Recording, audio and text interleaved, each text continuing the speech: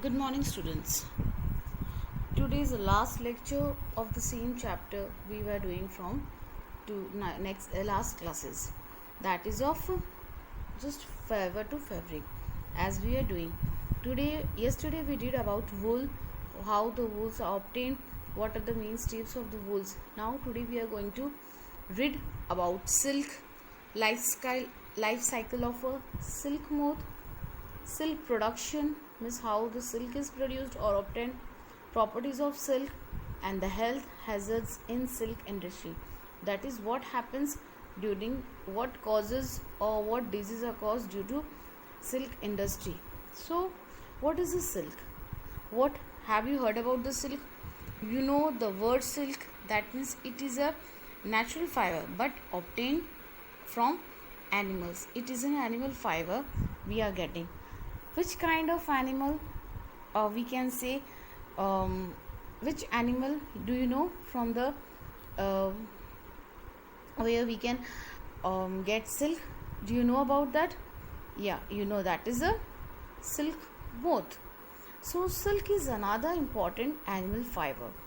It is soft, strong, lustrous and light in weight. Silk was first developed in China, possibly as early as 6000 BC. Legends give its credit to a Chinese empress, 11 Ling Si. Though silk was first reserved for the emperors of China, they spread its use through the Chinese culture, both geographically and socially. That means when this silk was started to be obtained from an animal fiber, at that period it was nearly the period was 6000 BC, and for this obtaining silk in the form of a fiber, it was a credit which was given to the Chinese empress, saying Ling Si, that thou being Chinese, silk was the first to be obtained or we can invent by the emperors of China. So it was spread through the world, both geographically or socially, by the Chinese culture only. Silk fiber is obtained from the cocoons of the silk moth or silkworm. The rearing and management of silkworm for obtaining the silk is called sericulture. This is a process of rearing and management of silkworms just to obtain silk from them. So this is an introduction to silk, how silk was, we can say what is a silk and how we can from where the silk has been invented. Thereafter, as I have explained you previously in the video about the life cycle of a silk moth, that we are going to read now. Life cycle of silk moth. The silkworm goes through 4 distinct stages during its life cycle, from egg to an adult moth. In the previous drawing clip, I have make you understand how the process undergoes. The same it is just done by me to clarify you once again that what type of process or how a process can occur. The same, the eggs of silk moths on that mulberry leaves are there. When they hatches, the larvae or the caterpillar comes out. The point number C is the pupa. In the form of pupa they transferred. When the pupa just converts them or this in a cocoon, in the form of a cocoon. When the cocoon emerges, the moth comes out of the cocoon as it comes, and the adult silk moth or butterfly comes out. These all are the stages or the life cycle of a silk moth. In the previous short video, I have explained you how the process takes place, and this is a small way of expression done by me, so it may be easier for you to understand. The entire cycle does not take more than a couple of months. The 4 stages in the life cycle of a silk moth are egg, caterpillar, pupa and adult. These are the most main 4 stages through which the life cycle of a silk moth used to be complete. What happens? Actually, the female silk moth lays pale yellow eggs on the leaves of a tree. Then the eggs hatches into 2 weeks to form worm like larvae called caterpillars or silkworms. The silkworm feed on the leaves of mulberry tree and grows bigger in size. The same thing just occurs. Like this, the silk moth, the egg of silk moth, they used to lay over the leaves, that is yellow, pale yellow in color. As they just lays their eggs, then it hatches into a larvae in the form of a caterpillar or a silkworm. As they comes out, slowly they forms a pupa. After forming pupa, they just spin them into a cocoon. As the cocoon completes its period, then the silk moth emerges out of the cocoon. As it emerges, that means is a full adult silk moth has been comes out. So what happens? The silk moth feed on the leaves of mulberry tree and grows bigger in size. The larval stage lasts for about 27 days. After some time, larvae stop eating, climb up the twigs and start spinning the cocoons. The same thing, the process which I have made you understand previously in my video, it is just going on, and this stage is called the pupa stage. In this stage, the cocoons thus formed are collected and processed. The silk moth continues to develop inside the cocoon. So what happens in this stage? The silk moth just completes it, or just we can say process to develop inside this cocoon. As it processed or completely developed, is just emerges out of this cocoon, and adult silk moth alive and just can be looking after them. We have just now completed the description of silk. After there, the next topic comes is the life cycle of a silk moth. What happens? So this diagram I want to just make you familiar that these are the eggs on the leaves of the silk worm. So what happens when the silk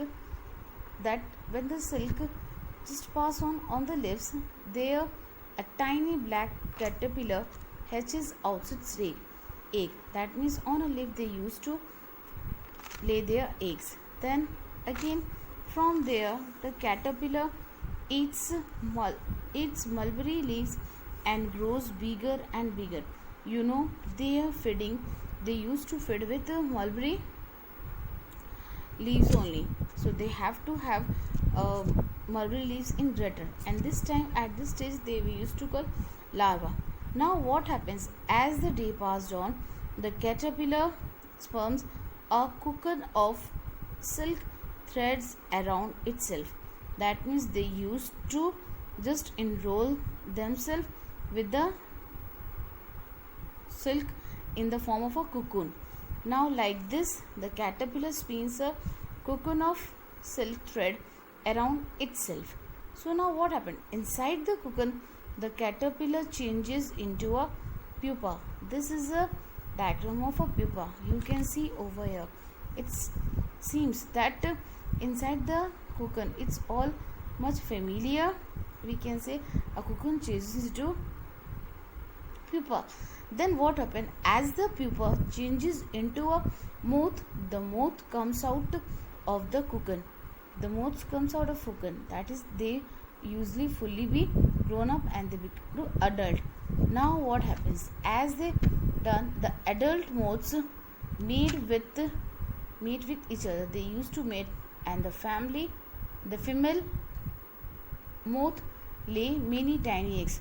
The same rotation of the process takes place, and in this way the life cycle of silk moth used to start and ends.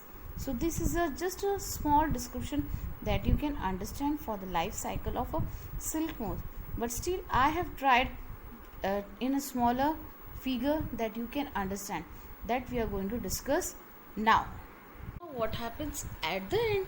The pupa stage, when it completes, the silk moth cuts open the cocoon and the young moth flies out.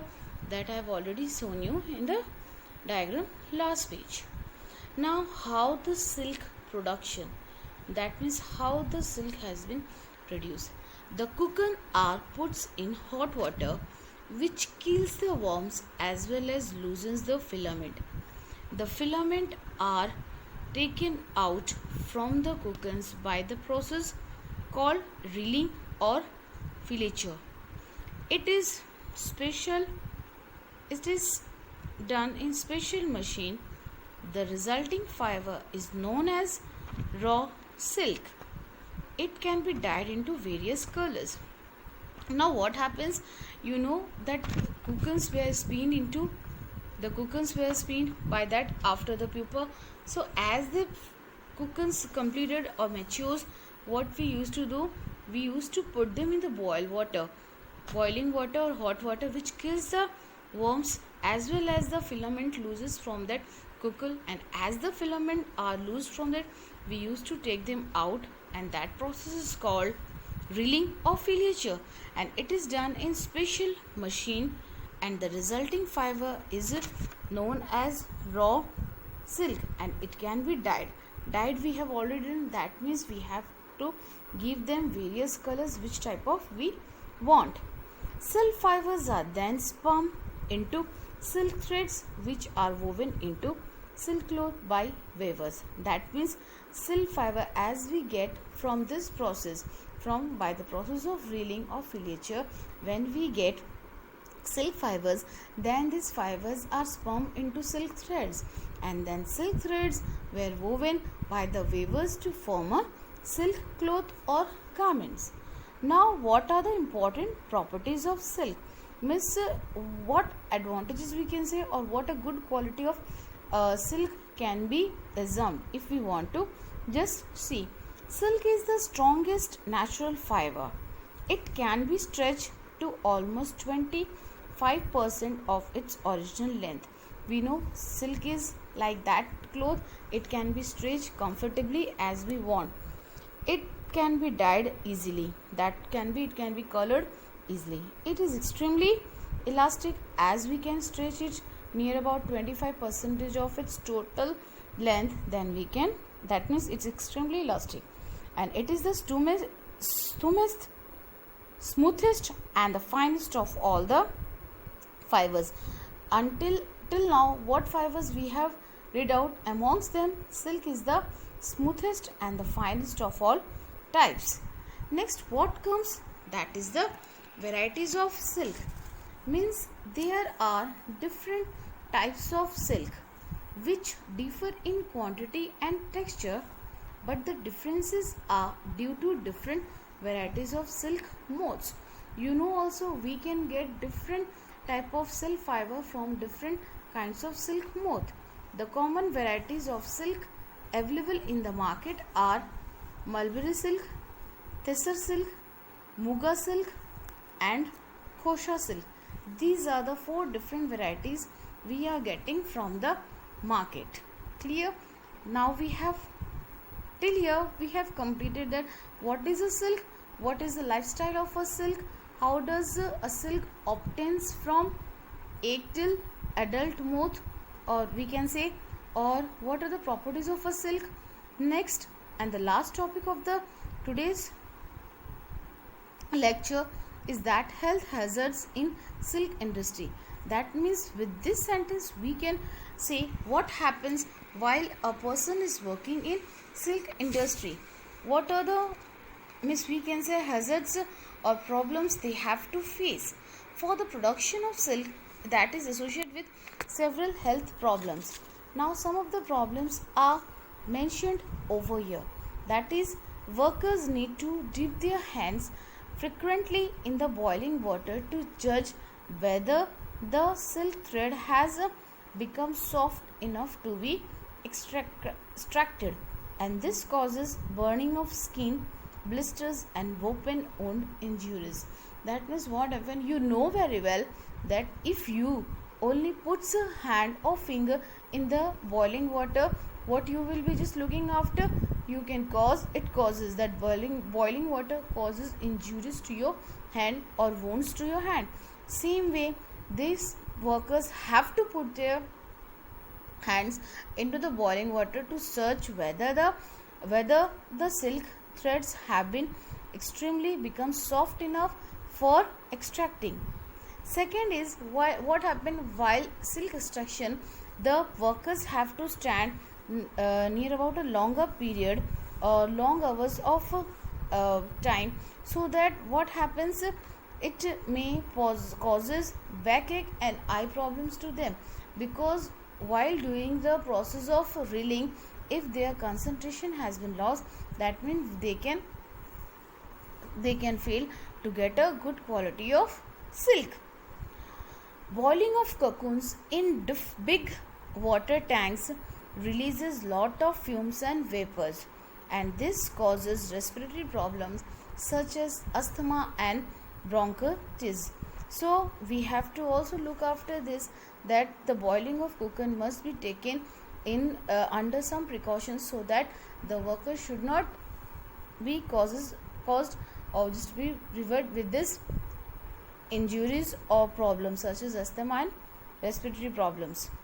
Machines used for spinning and weaving produces so much noise, lots of noise, that in this they leads to a hearing problem also. So these all are the important hazards which is caused in the silk industry. Now what happens? Today we have completed our chapter wool and all that everything. Now I have assigned some assignment or homework from your book itself that you can get. Now what is the assignment for you? Just look after and go through with me. From here, this is your assignment starts. See, number 1, tick the right option. Which of the following is not an animal fiber?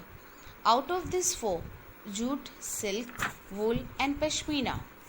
Next comes, which of the following is related to the wool production? Reeling, shearing, sericulture, larva. Pashmina shawl is made from the underfur of Angora goat, Lima, Angora rabbit or Kashmir goat. Next there it comes, which country is the largest producer of silk? India, Pakistan, China or America. The rearing of silkworm for production of silk is called fasciculture, sericulture, silviculture or either apiculture. Next question will be the filling in the blanks. Fibers are of 2 kinds, dash and dash.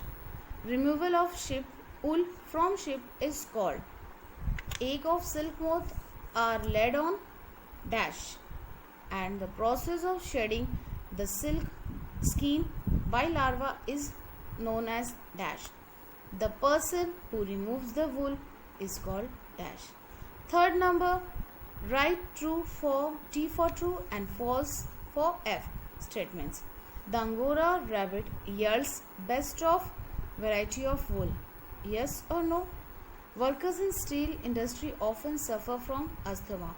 True or false? Sericulture is a science of raising silkworms or so as to obtain silk. Yes. Wool burns easily. Wool is obtained only from silk. Only these 3 things. Take the right option, fill in the blanks and true false will be your homework for today. So just complete your homework and submit me.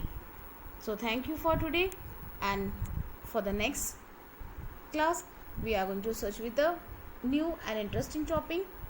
Till then, goodbye for today and have a nice day.